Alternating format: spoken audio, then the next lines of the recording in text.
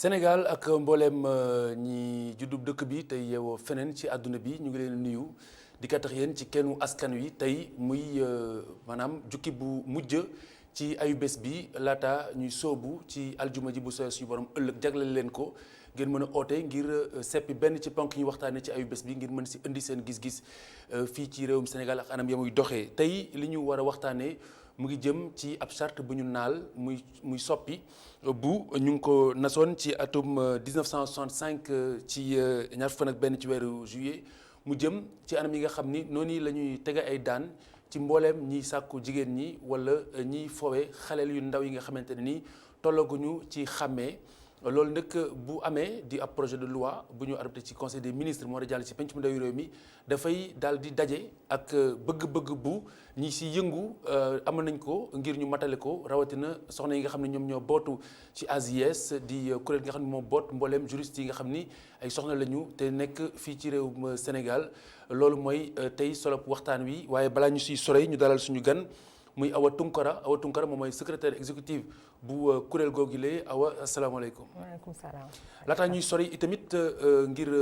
teg li nga xam ne moom mooy solo waxtaan wi ayu bés bi am na xew-xew bu ñu dippe woon 16 jours d'activisme jëmee ko fukki fan ak juróom-benn yoo xamante ne ñu ngi koy jagleel xeex lépp lu jëm ci wàllu woowu le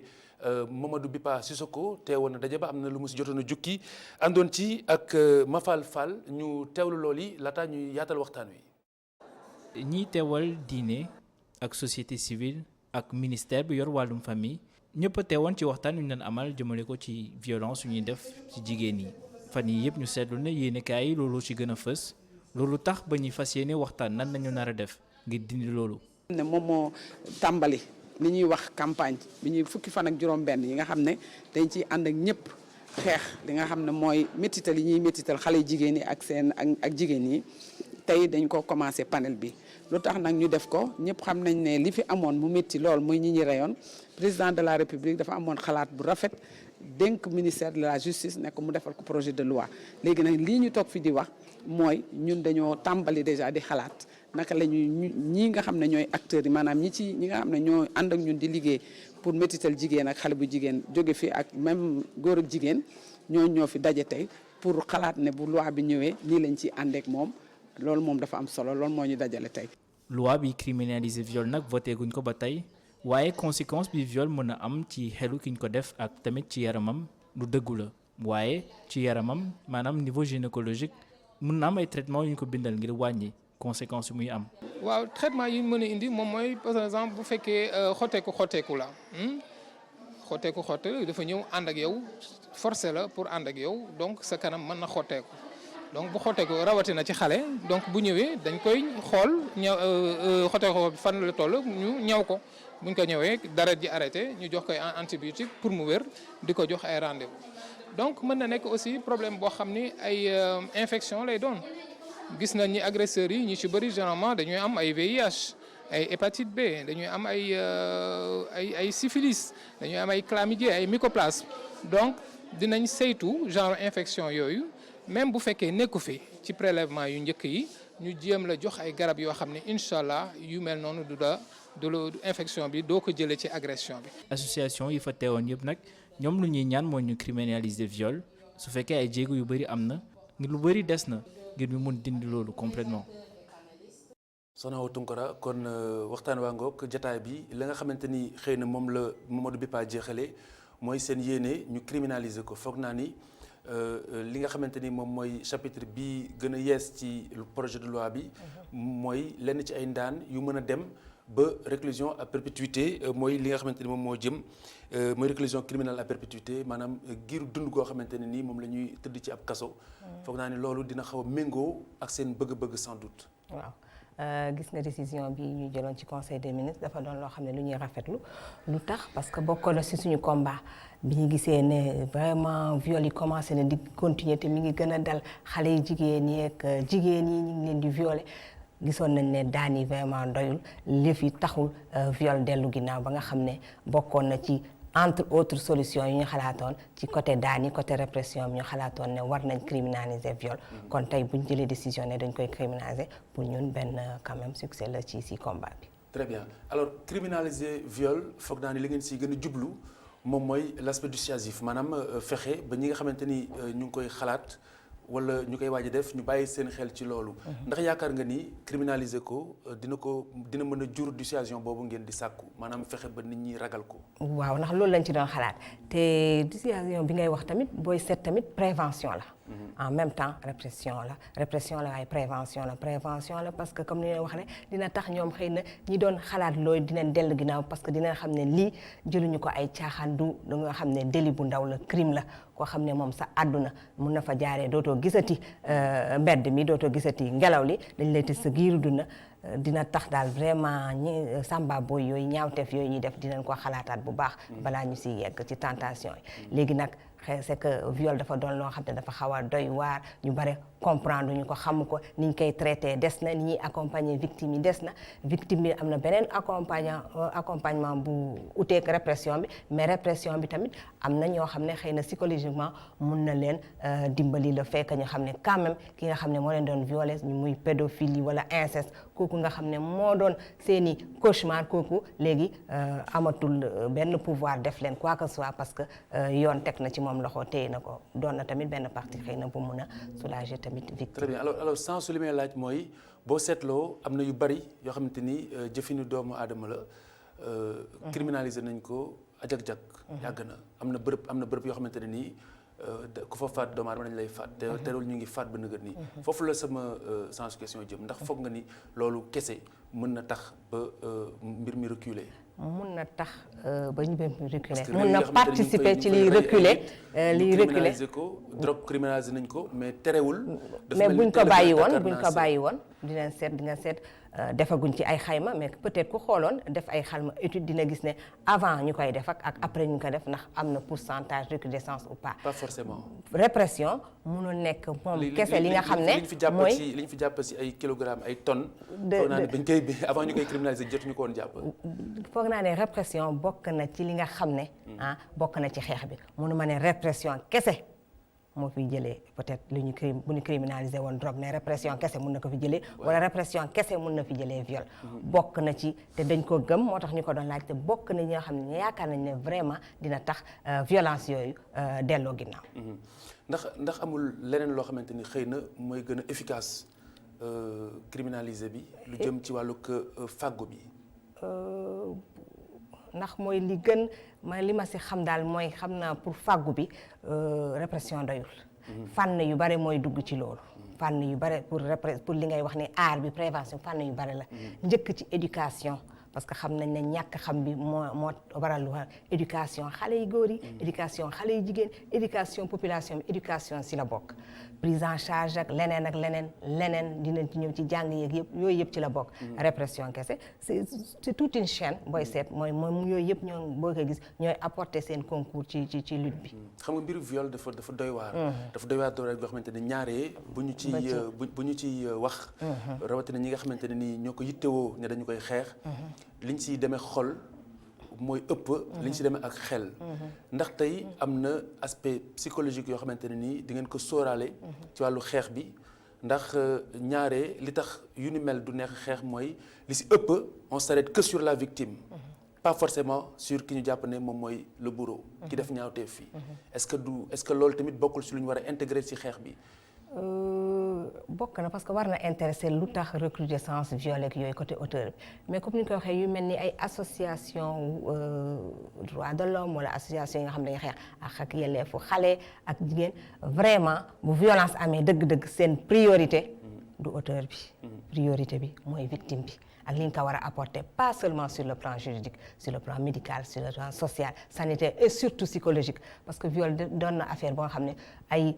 multiplicité d'addition d'autres violences ngay gisaale ci biir am na violence physique bi mi ngi ci c'est une violence sexuelle di nga gis mais aussi psychologique et même sociale ni ñu koy stigmatiser et bien d'autres choses yi concourir ba nga xam ne nekk na am na traumatisme bu mag ñun en tant que défenseur droit yooyu vraiment victime bi moo ñu njëkk a intéressé peut-être que beneen aspect am na yeneen dëkk yoo xam ne vraiment ñi ngi seet neneen ni ñu koy xoolee peut-être ci côté auteur bi yegguñu foofu mais waxuma ne carrément loolu intéressé mais li ñu intéressé en premier mooy victime yi. est-ce que loolu moom mooy faiblesse su seen combat wala efficacité seen combat ndaxte bu ngeen jàppee nit mu def ñaawteef fii ngeen toppatoo ki mu dal ba noppi nekkale ràpp ci kaso bi bu génnee delluwaat ca. non affaire réhabilitation ku génn ku bu beneen fànn la ñu nee naa suñu priorité vraiment mooy défendre ñi nga xam ne victime la toppatoo ku ñu sàkku. waaw lu war la. tislu ko lu war la. waaye fexe ba du am. moo gën a ti. bokk na ci prévention yi ñuy def am na ñu bari ñoo xamante ni ñi def ñaawteef wi defewuñu ko ak seen bànneexi bakken dañu ko def ak ñàkk sago dina am ku ko défendre peut-être mais ñun si suñu côté prévention. li ñu mën a laal ay auteurs éventuels wala auteur ñaawteef li ñu ci gën a def ñun prévention bi ñu def mooy sensibilisation.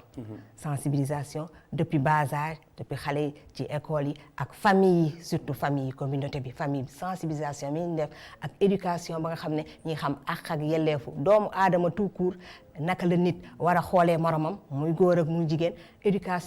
éducation xam seen droit yi foofu la ñuy gën a def suñu li ñuy def prévention te boobu bu ñu koy def prévention de telle sorte am na nu ñuy éduquer xale bu góor ba nga xam ne vraiment yenn waxuma penchant wala yenn ñaawteef yi pour mu koy xalaat ba dem di ko def vraiment bu amee yenn éducation yi du ko mun a def loolu bokk na ci prévention quant à nag affaire auteur bi comme ni ma ko waxee rek li ñu gën a intéressé en priorité et en premier ce sont les victimes. Très bien léegi si wàllu auteur yi lu ngeen siy def.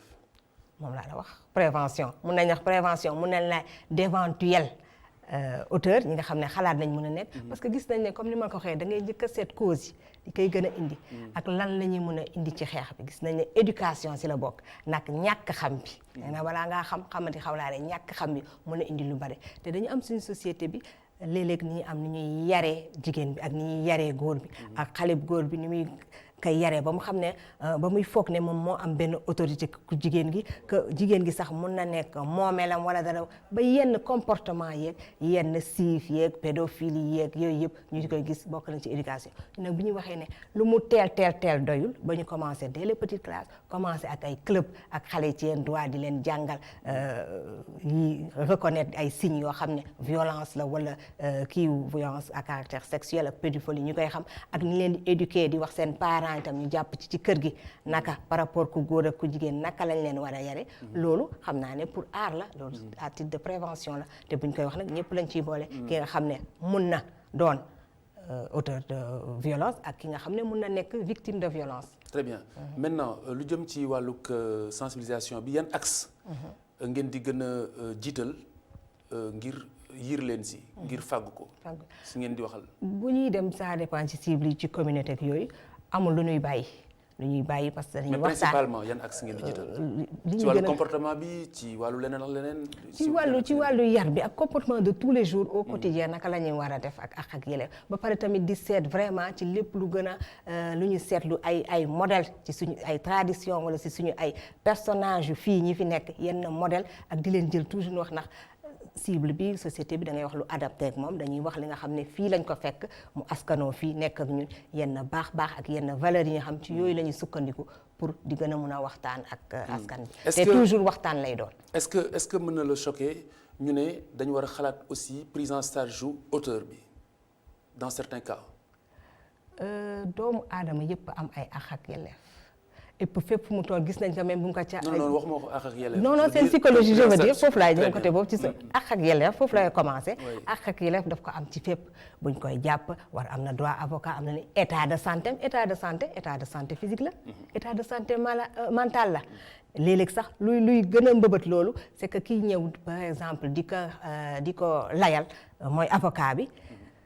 léeg-léeg dina ko choqué sax kii lu tax mu def lii. instant boobu lan moo nekkoon ci boppam loolu seen côté la ñoom comme daf fa nekk c'est pour la bonne cause daf ko war a defar léeg-léeg dañuy soxla avis wu expert pour xam ne vraiment lan moo nekkoon ci boppam loolu mais man ne ma fi pour défendre ay auteurs yi nga xam ne dañ def ay ñaawteef ci ay xale mais je sais que ñoom ñëpp dañu am seen àq ak yelleef te bu boobaa bu baax dinañ sonde lan moo nekkoon ci xelam mais c'est pas pour leur donner c'est pas carte blanche wala yu demee noonu c'est que waruñu ko ragal en réalité xam nga waruñu ko ragal parce que simplement xam nga yaa ngi justifié wu na nekk pour défendre mais li tax waruñu ko ragal mooy ñiy def ñaawteef wi fii juddub dëkk bi lañ fi la ñu askanoo si kër yi la ñu jógee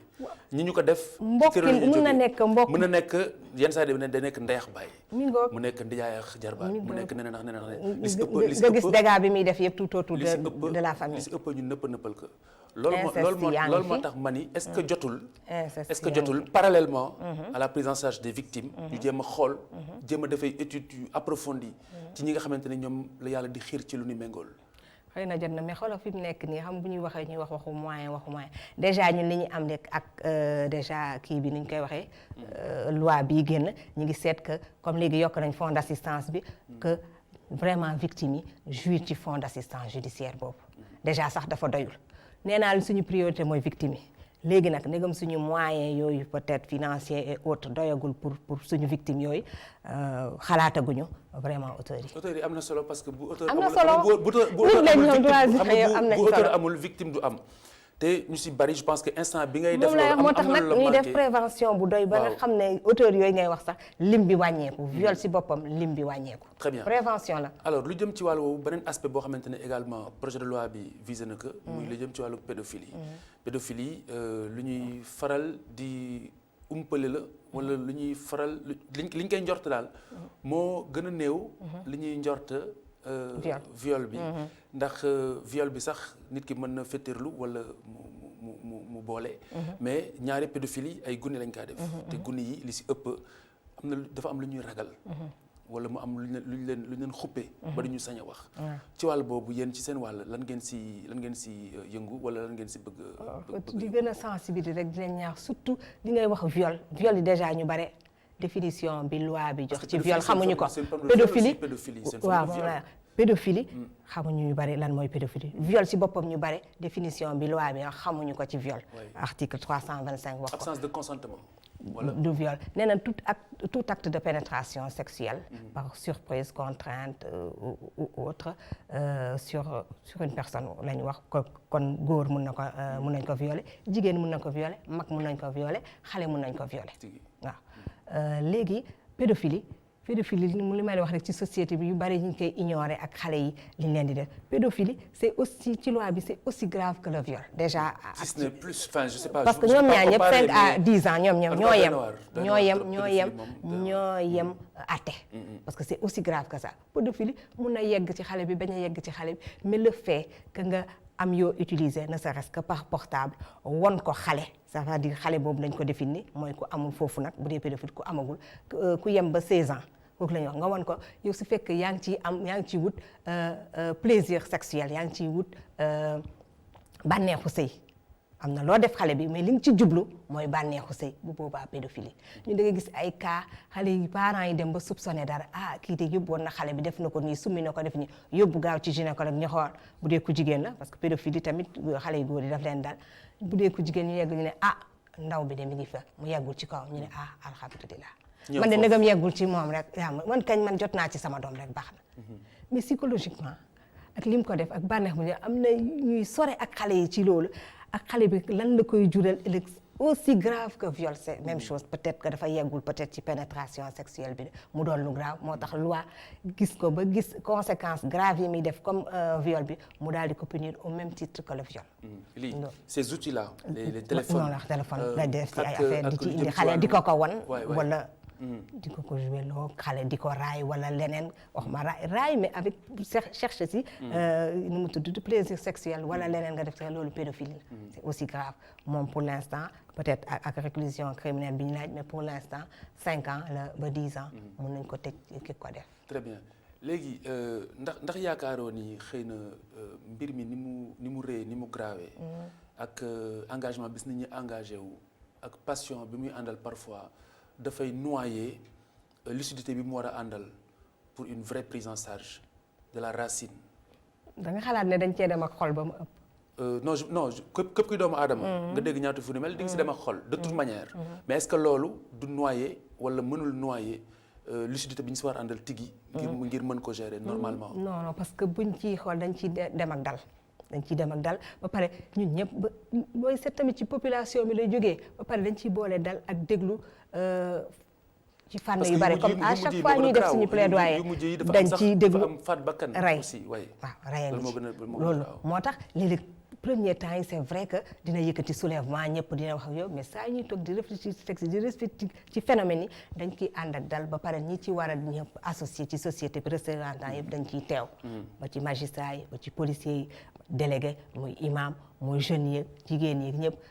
saa su nekk am nañ jotaay yu dul jeex yoo xam ne waxtaan ak ñoom te bu boobaa dañ ci mën a ànd ak dal. mais nag jot na ngeen xool auteurs yi parce que de toute manière rien. am naa yow auteurs yi non parce que c'est important. ñëpp ay nit lañ. mais c'est important mais mënoo jouer sur tous les fronts. da ngay commencer priorité bi. pour l'instant ñun fii la. parce que fii dañ fee mët léegum ñun dañuy manquer moyen fonds d'assistance bi day des. fonds d'assistance judiciaire bu gouvernement bi des na yëpp ay prise en charge ñu bari psychologique wëru ñaata psychologue moo am Sénégal leneen ak leneen pour rien que pour victime balaa ñuy yegg ci auteur bi c'est important parce que comme ni nga ko waxee bu amul auteur du am viol c'est normal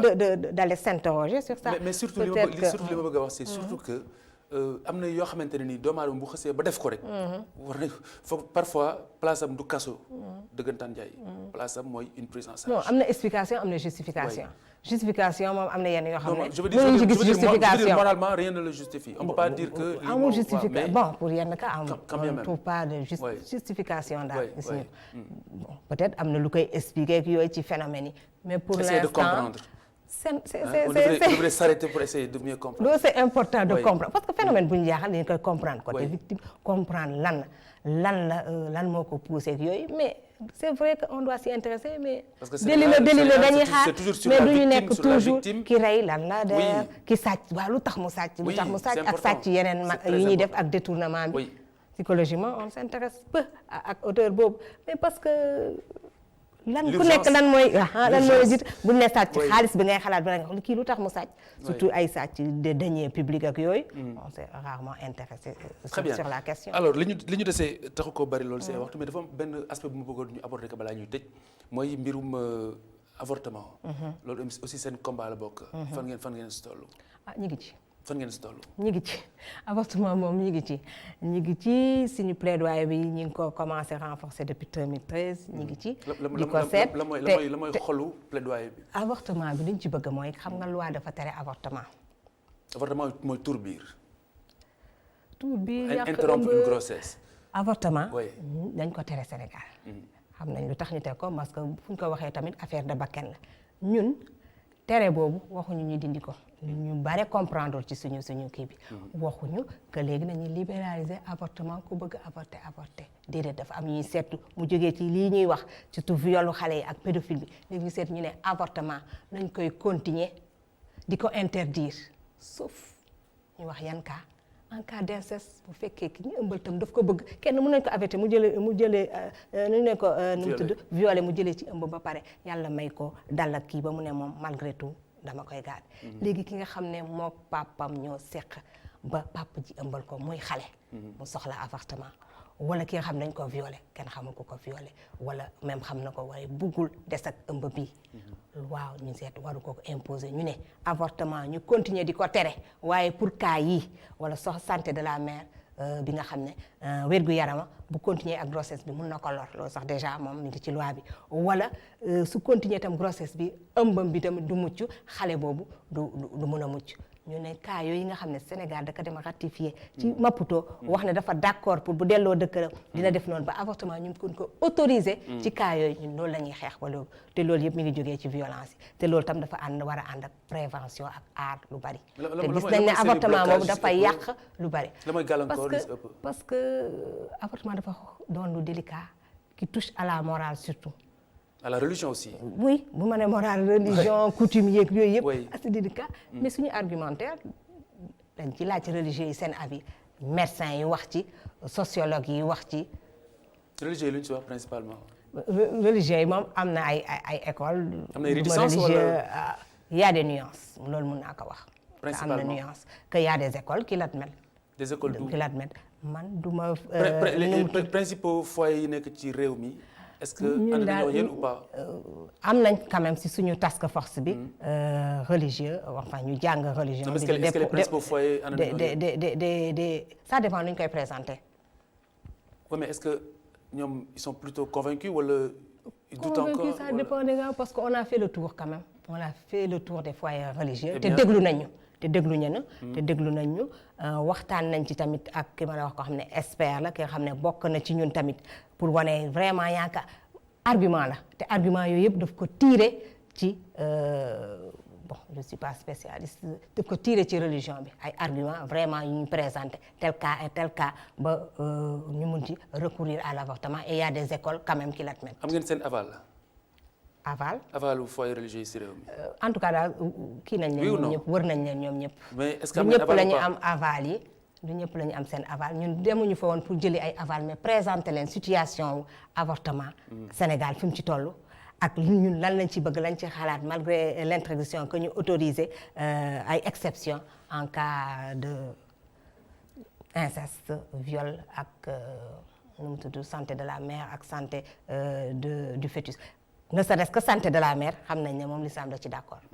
benn ngi noonu yeneen yi nag argument la ba argument boobu peut-être war nañ delluwaat peut-être présenter waat argument yooyu mu doon argument religieux entre religieux du ma débat ci ay argument religieux na argument religieux yi débat en un ci argument religieux. fa ngeen si toll. ñu ngi ci toujours ci suñu Avancé plaidoyer on suppose waaw on peut vraiment supposer que avancé nañ quand même parce que am na fi ay comité yoo xam ne dañuy dem ci biir kii bi nu mu tudd code yi di seet vraiment code yi nga xam ne harmonisé wul ak convention yi te buñ toogee ak ñi ñu war a toogal yëpp proposition boobu def nañ ko tamit foofu. Awa Tounkara secrétaire exécutive bu AJS association juriste sénégalaise maa ngi lay gërëm di la sant